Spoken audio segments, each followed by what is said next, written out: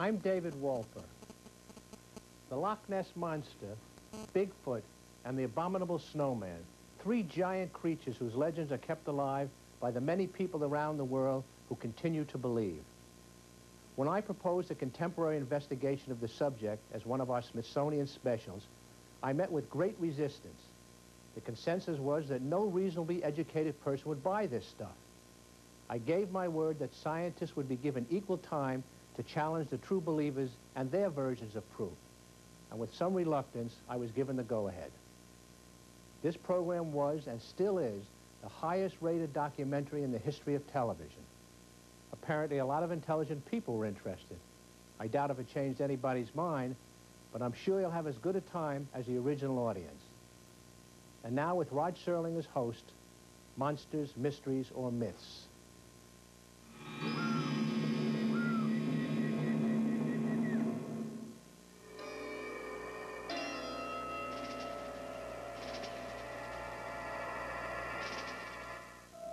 Loch Ness, Scotland. I told my friend, there is a Loch Ness Monster, and it was an absolutely huge, huge animal. This huge black neck suddenly appeared, 7 or 8 feet, moving along quite slowly like this, with no humps visible, but quite clearly about 15 seconds before it went down. Well, then, of course, when we told people about it, nobody believed us at the time. They said, oh, you've seen a water kelpie or something, and pulled our legs. They didn't believe it. But we knew we'd seen the thing. It was really terrifying. The Himalayan mountain range, Asia. I saw the abominable snowman on the western slope 100 yards away from me. The Pacific Northwest, the United States. I felt something staring at me, or a feeling of being watched. And I turned around, and that's when I saw Bigfoot. I was terrified. Well, I was in shock.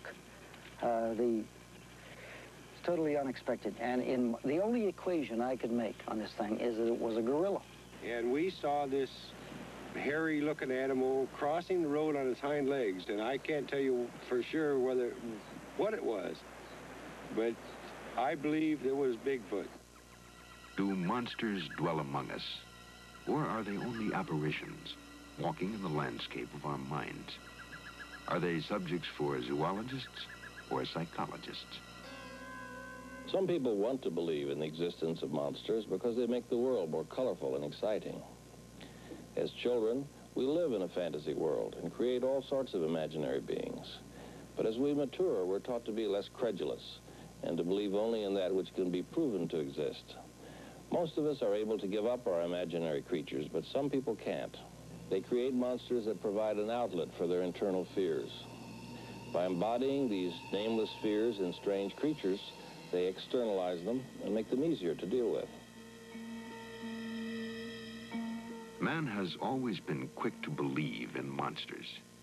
They are beliefs born out of the unknown, nurtured by the unexplained, beliefs difficult to disprove. Some monsters, however, have had a basis in fact. For centuries, Western man had heard rumors about a legendary man-monster that roamed the jungles of darkest Africa. It wasn't until the late 19th century that science caught up with the legendary monster, calling it the gorilla. New biological species are being found each year, like the Komodo dragon in 1912 and the okapi about 1900. Yet some creatures remain myths. Myths are a part of universal folklore as humans seek to explain a practice or a belief. The Smithsonian is concerned with studying truth and seeks to explain beliefs as well as preserve objects associated with them. Myths about strange creatures seem to hold a never-ending fascination for the public. Thousands of inquiries have been directed to the Smithsonian asking about the possible existence of various creatures, including the Loch Ness Monster, Bigfoot, and the Abominable Snowman. In the last decade, over 300 reported sightings of Bigfoot have been recorded in America. In 1973 alone, there were 33 reported sightings. This year, 9. Called Momo in Missouri, the Fouke monster in Arkansas, the skunk ape in Florida, Sasquatch in Canada. The giant monster is said to have migrated here across the Bering Straits land bridge that once connected Alaska to Asia. A relative of the Bigfoot has been reported seen in the Russian Caucasus, where it's called the Almista. Another relative is said to live in the Himalayas. Here in the highest mountains of the world, it is known as the Abominable Snowman, or the Yeti. In Kathmandu, Nepal, nearby famed Mount Everest, Sanskrit scholar Yogi Narahari Nath tells of his encounter with the creature. I saw a Yeti while I was trekking with 60 other people in the western Himalayas. I was 100 yards ahead of my friends when I saw an ugly-looking black creature walking like a man. It was hairy and naked, and it moved fast. The culture and religion of the mountain people of Tibet and Nepal, the Sherpas, are filled with tales and dances of demons. Some are of the Abominable Snowman. The Yeti is considered an evil spirit to be feared. Among some, it is considered fatal to even look upon a Yeti.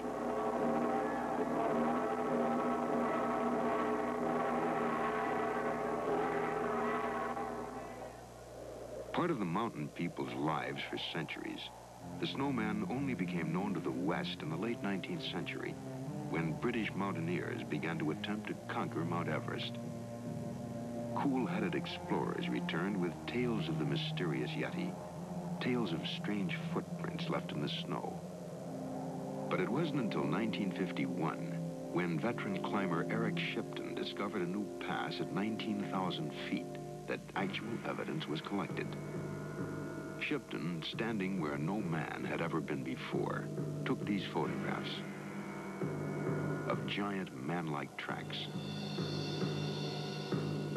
Once a non-believer in the Yeti, Shipton, now in London recovering from a back ailment, remembers that day. Strange feeling inside. I've often seen these tracks before, but hitherto I'd always been a bit of an agnostic about the whole question, but seeing these tracks so absolutely fresh and clear,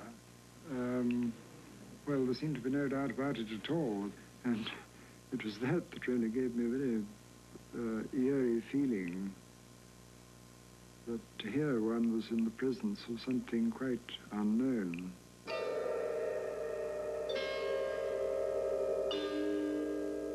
What the footprints show are the tracks of an animal that moves on 2 feet for long distances.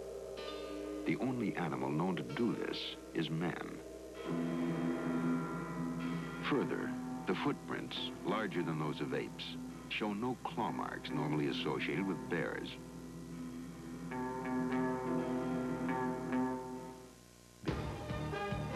David L. Wolper presents. Additional evidence was collected in 1953. While directing the Hillary expedition, the first to reach the top of Everest, Lord John Hunt says he heard the Yeti. This was during the 1953 expedition when we were doing some training, expedition training, in the mountains on the east of Everest. And I myself, with some of my companions and Sherpas, were camping beside a glacier behind a mountain called Ama Dablam. It was the Ama Dablam Glacier, and it was at about 18,000 feet. And one evening in that camp, I distinctly heard what seemed to me to be a yelping call or cry from the other side of the glacier. I wondered what it was, and the Sherpas with us were unanimous in saying this is a Yeti. I think the nearest equivalent sound is the sound made by an ape, which does have a yelping cry. Almost never seen by Westerners, the Yeti was once reportedly glimpsed by N.A. Tambazi of Athens, Greece.